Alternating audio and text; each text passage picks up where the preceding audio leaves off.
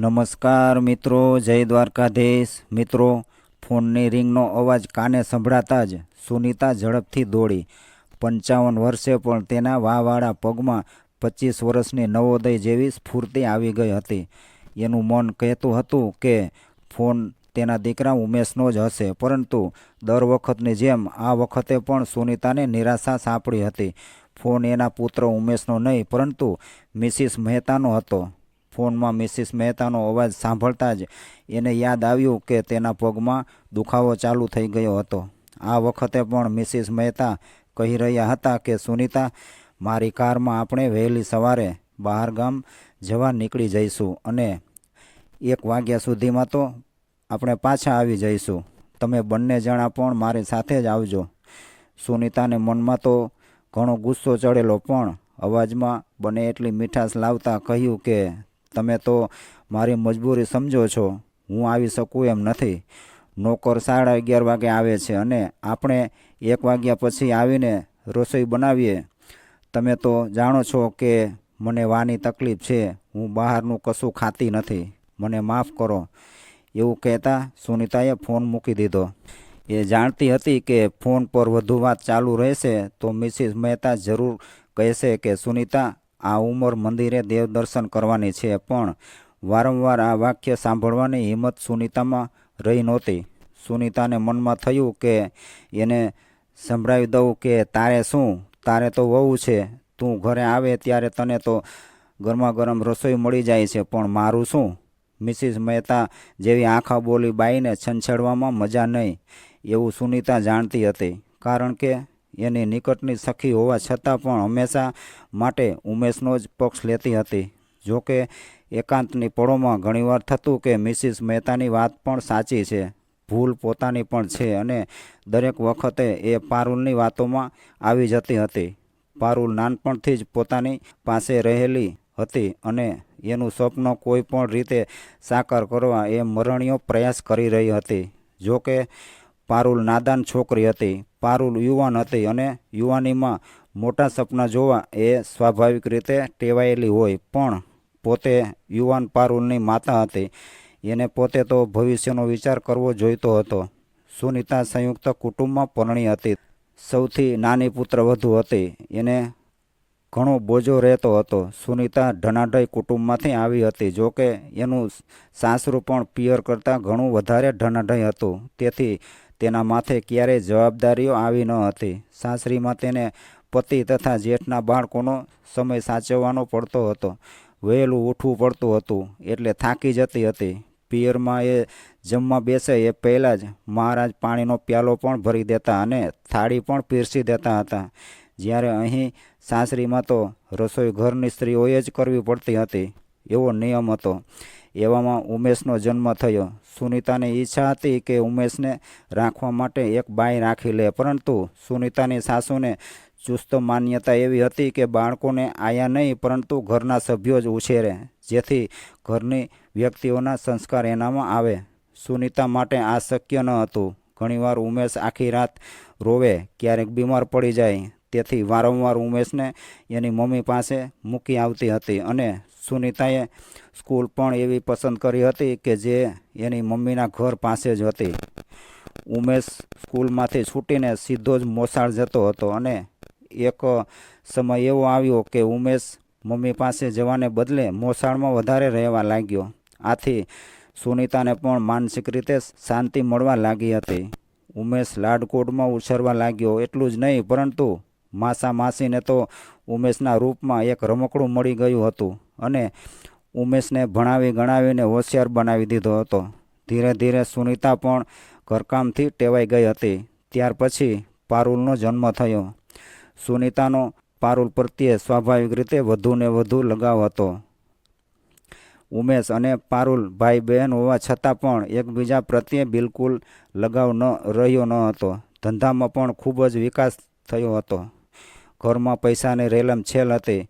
ઉમેશ ભણવા માટે બહાર ગામ હોસ્ટેલમાં રહેતો હતો। એ દરમિયાન પારુલના સાસરી પક્ષના સગા, જે મધ્યમ વર્ગમાં ગણાતા હતા, એ વારાફરતી વિદેશ જવા લાગ્યા અને વિદેશથી ડોલરમાં કમાણી કરી ભારતમાં પ્રોપર્ટી ખરીદવા લાગ્યા। વૈભવ વધતો જતો હતો અને સુનીતાના વૈભવની સમકક્ષ થતા જતા હતા. જોકે પારુલ એ વાતથી બિલકુલ અજાણ હતી કે કેટલા પરિશ્રમ પછી આટલો વૈભવ પ્રાપ્ત થયો છે.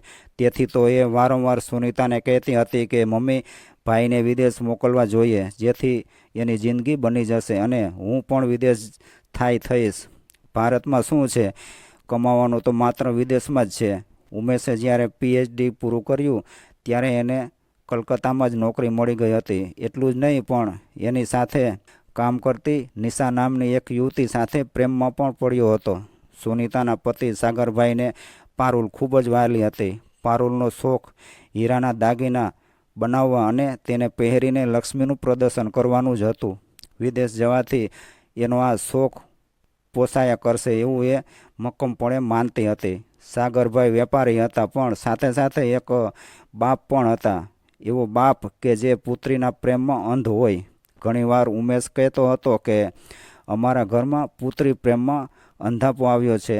જેટલી સહેલાઈથી પારુલની માંગણી સંતોષાતી હતી, એટલી સહેલાઈથી ઉમેશની માંગણીઓ સંતોષાતી ન હતી. અને નાનપણથી જ ઉમેશનો ઉછેર મોસાળમાં થયો હતો. ત્યાર પછી હોસ્ટેલમાં રહીને કોલેજ કરી હતી, જેથી એના શહેરથી ઘણો દૂર હતો અને નોકરી પણ કલકત્તામાં મળી હતી. જ્યારે ઉમેશે નિશા સાથેના સંબંધની વાત કરી ત્યારે ઘરમાં હંગામો મચી ગયો હતો. પારુલ ભૂલી ગઈ હતી કે એ ઉમેશથી નાની છે. એ તો ઉમેશને સંભળાવતી હતી કે તમને તમારા મા બાપે ભણવા મોકલેલા, પ્રેમ કરવા નહીં. ઉમેશ મનનો મક્કમ હતો, પણ પારુલે આ વાતનો ફાયદો ઉઠાવવામાં જરાય પાછી પાની નહોતી કરી. પારુલે કહી દીધું કે ઠીક છે, નિશા સાથે લગ્ન કરજો, પણ લગ્ન પછી તમે બંને વિદેશ જતા રહેજો. ભારતમાં શું દાટ્યું છે? વિદેશ જશો તો 2 પૈસા કમાશો. તમે બંને PhD છો અને વિદેશમાં વૈજ્ઞાનિકોની ખૂબ જ ડિમાન્ડ છે, એટલે ડોલર્સ પણ ઘણા કમાવા મળશે. ક્યારેક ઉમેશ કહેતો હતો કે મમ્મી, પપ્પા, હું મારા દેશ માટે કંઈક કરવા માગું છું. અમે વિદેશ જઈ શકશું. અમને તો વિદેશવાળાએ સામેથી આમંત્રણ આપ્યું છે, પણ આપણે ત્યાં પૈસાની શું ખોટ છે? આપણે 7 પેઢીઓ નોકરી ધંધો કર્યા વગર બેસી રહે તો પણ પૈસા ખૂટે એમ નથી. હું ઘરથી ઘણા વર્ષોથી દૂર રહ્યો છું. હવે માસા માસી તો સંસારમાં પડ્યા છે અને દાદા દાદી અત્યારે હયાત નથી, પરંતુ મારે તો મારા કુટુંબ સાથે રહેવું છે. મારે કુટુંબના લડાઈ ઝઘડા, રીસામણા મનામણા એ બધા જોવા છે. હું અને નિશા કલકત્તાથી અહીં સ્થાયી થવાનો પ્રયત્ન કરીશું. પણ ઉમેશની એક પણ દલીલ સાંભળવા સુનીતા, સાગર કે પારુલ તૈયાર ન હતા. એમની દલીલ એવી હતી કે 15-17 વર્ષ કમાઈ લો, ત્યાર પછી અહીં ભારત પાછા આવી જજો. જિંદગી આરામથી ભારતમાં પસાર થઈ શકશે. થોડો સમય અમે પણ ત્યાં આવીશું. 1 મહિનો ધંધો બંધ રાખીશું તો કંઈ ફરક પડવાનો નથી. ઉમેશને કહેવાનું મન થયું કે 15-17 વર્ષની જિંદગીથી ત્યાં ટેવાઈ ગયા પછી અહીં ભારતમાં કોણ આવવાનું હતું? અત્યારે અમારે માતા પિતાની જરૂર છે, જ્યારે એ વખતે માતા પિતાને અમારી જરૂર હશે.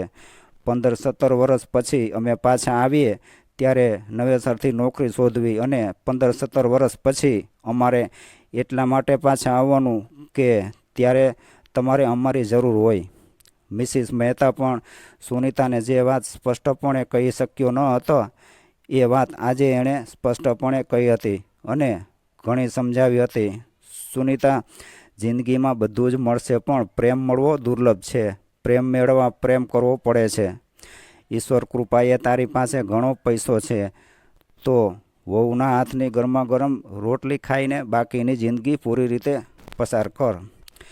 ત્યારે સુનીતાએ કેટલા ગૌરવથી કહેલું કે ગરમ ગરમ રોટલી તો રસોઈ કરનાર મહારાજ પણ બનાવશે. એના માટે મારે નોકરી કરતી વહુની જરૂર નથી. એ શું મને 2 ટાઈમ ગરમ રોટલી ખવડાવવાની હતી?